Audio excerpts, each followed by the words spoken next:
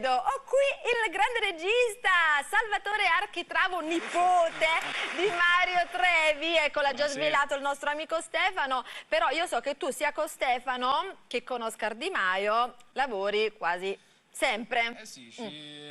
Qui ho un mio padrino televisivo. Pure a te, chi l'è fatto a me? Ma pure a te, stanno imbriacando in lingua. Che figli per tutto parte. Sì. Guarda lui. Allora, con Oscar che cosa fai? Con Stefano che cosa fai? Allora, con Oscar ho il piacere di essere il regista fantasma. Questo alla fine è il titolo che mi ha dato. Diciamo che lui, più che il regista fantasma, è quasi il mio tutore. Ecco, ti fa un po' da tutore. Che non capisce niente di tutto ciò che come si dice? Digitale. Niente, manca i WhatsApp, manca il telefonino per mezzo Alberto.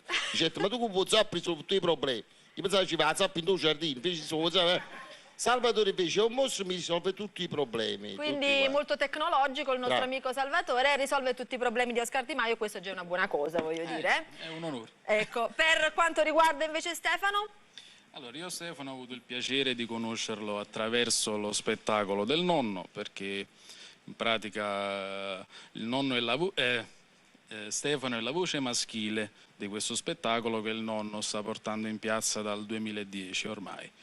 E anche lì mi occupo di regia, perché mi occupo delle riprese, di tutto ciò che viene pubblicato su Facebook, su YouTube e su tutti sui i social network. Beh, però aspetta un attimo, Sì. com'è in questo momento stare davanti alla telecamera e non dietro?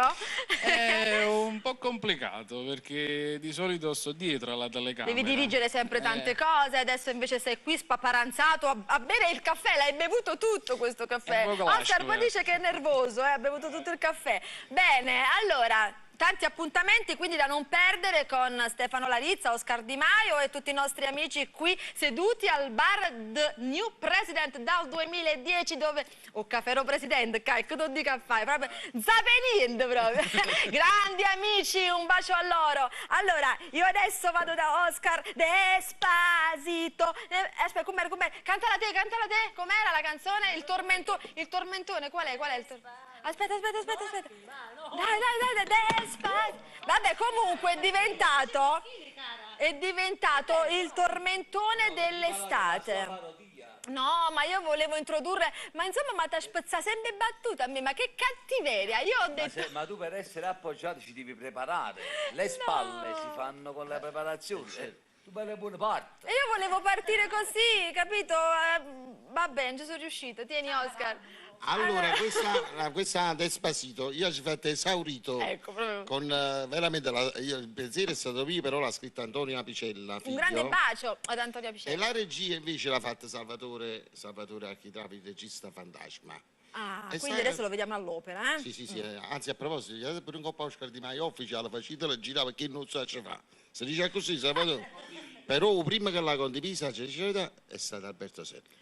Non ce l'ha manco detto, paf, mi ha chiamato Salvatore, ha detto, sai Alberto Sella condivisa città, speriamo che ha fatto una cosa buona.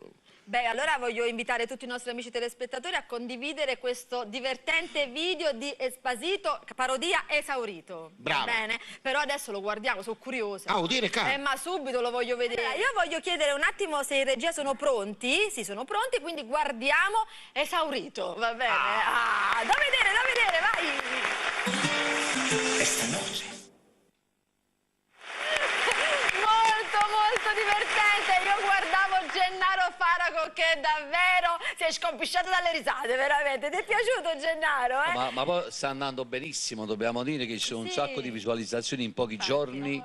No, ma poi la cosa più divertente, scusami Oscar, volevo domandare a lui, ecco, com'è stato lavorare con due pazzi come appunto Oscar e Antonio Apicella? È stato divertente ma anche abbastanza faticoso, direi, no? È stato folle. È stato folle. Però... Un'esperienza...